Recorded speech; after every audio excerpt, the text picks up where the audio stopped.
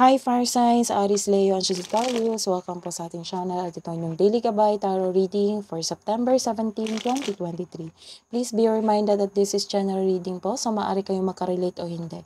Just take what resonates. Gamitin ang reading na ito bilang gabay lamang. Balik po kayo dito bukas para sa ating Daily Gabay Tarot Reading for September 18, 2023. Please like, subscribe, and click bell button para updated po kayo sa Daily Tarot Reading natin. Maraming salamat po. Hi Fire Signs, Aris Leo and Sagittarius. Welcome po sa ating channel. Naka-upload na po yung for September natin, sa monthly reading, September 2023. Maaari nyo pong bisitahin ang ating channel. Scroll down nyo lang po. Naka-by sign po yun. Ang monthly reading natin. So, bisitahin nyo lang po. Maraming salamat po. So, Spirit Guides, ano po ang ganap today para kay Aris, Leo, and Sagittarius ngayon, September 17, 2023?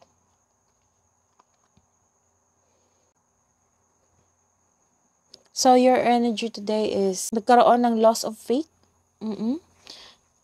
Pareho kayo ni air signs. Nagkaroon ng loss of faith. Nagkaroon din kayo ng disconnection sa inyong intuition.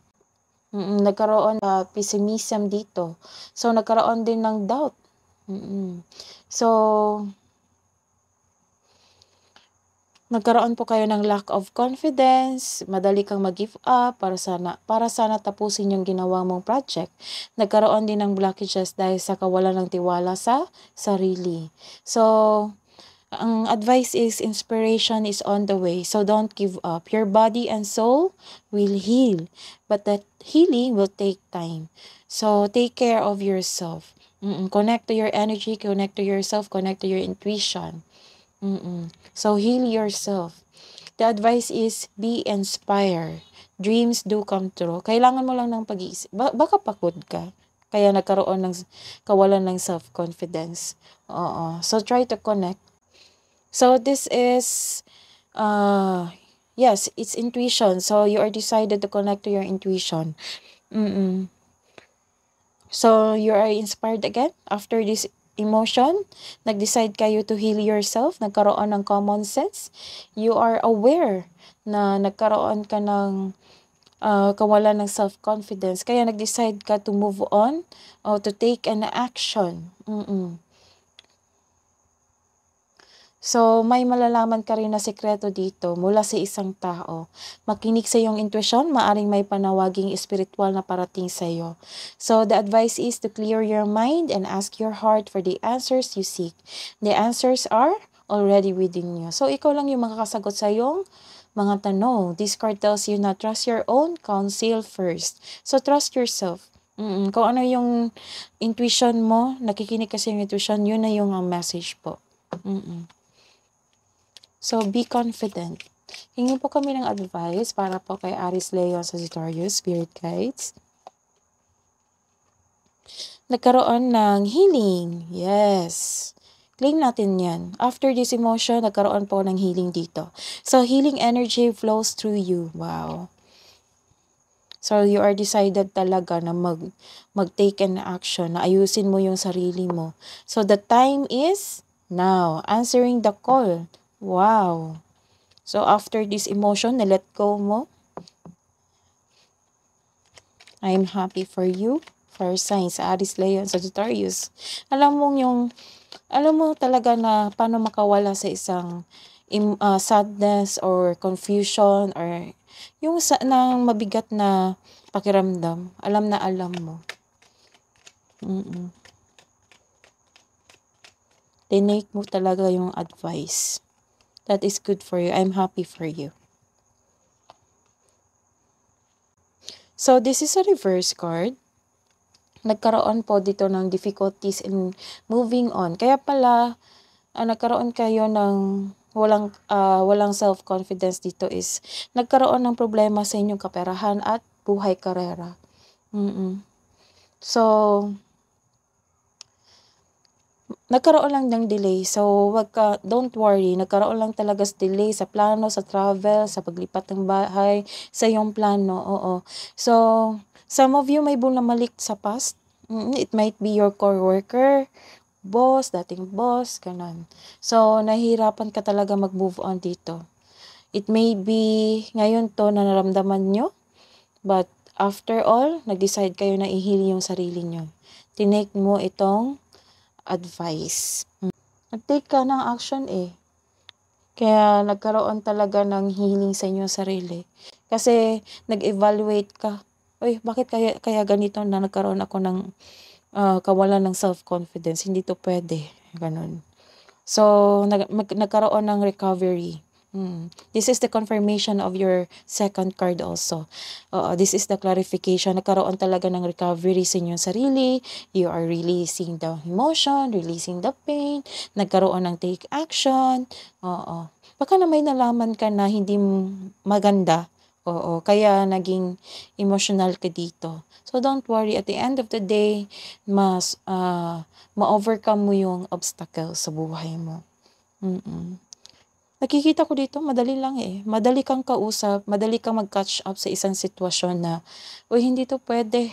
Hindi to pwede na maging malungkot ako. Paano na lang yung buhay, financial ko, karera ko, kailangan ko maging matalino, maging masipag. Para sa sarili ko, para sa pamilya ko. Ayun. So, sa buhay pag-ibig, nagkaroon po kayo ng controlling partner. Masyadong judger siya. Or it might be you, or it might be your partner. Or kasamahan mo sa bahay. So, mag-iingat sa taong walang magandang intention sa iyo. Baka napagbuntungan ka lang ng galit niya. So, may nakikita akong ditong dictator, inhumane, controlling, cold, ruthless, dishonest sa araw na ito. So, sino kaya ito?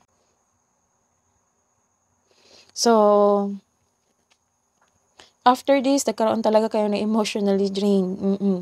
Binuhos nyo talaga agad. Napagod kayo. So, nagkaroon ng rest. So, tama yan. Nagkaroon ng rest, tamang tulog, tamang rest. Para ma-energize kayo ulit. Kasi decided kayo dito eh, na i-heal yung sarili nyo. Yun yung sabi ng universe na kailangan talaga na i-heal yung sarili nyo. Now is the time. So, anong iniisip ng iyong, sa mga single dyan, ano ang iniisip niya? Ano ang iniisip mo? I regret lying to you. Sa mga may relasyon, you speak to me through music. So, sa mga single dyan, love advice po para kay Aries Leo on Sagittarius ngayong September 17. Arrange lang natin. Set your intentions with heart and soul. So, sa mga couples natin, Aries, Leo, and Sagittarius. Receptive. Be ready to receive what fate has planned for you. See? Kunin ko lang. Sa mga may relasyon dyan, you're healing yourself, you're divinely guided. Huwag kayong mag-alala. Kasi malakas yung intuition nyo dito nakakonect kayo.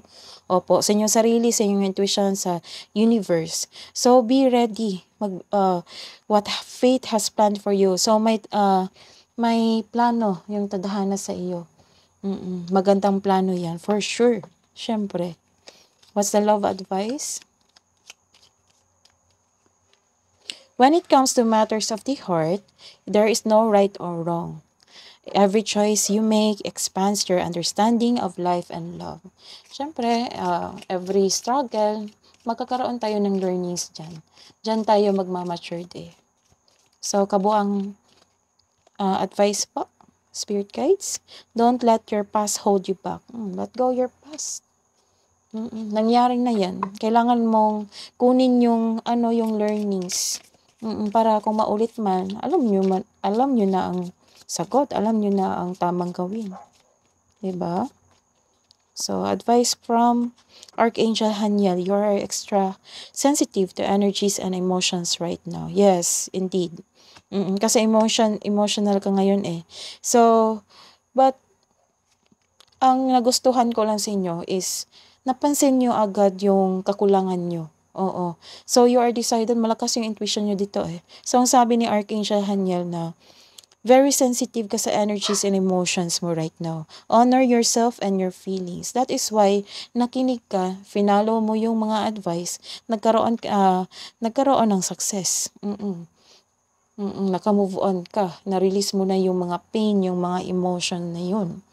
Alam mo yung tamang gawin eh. So that is your reading today, fire signs. Balik po kayo dito bukas. Please like, subscribe, and click bell button. For notification para po updated kayo sa daily tarot reading natin. Maraming salamat po.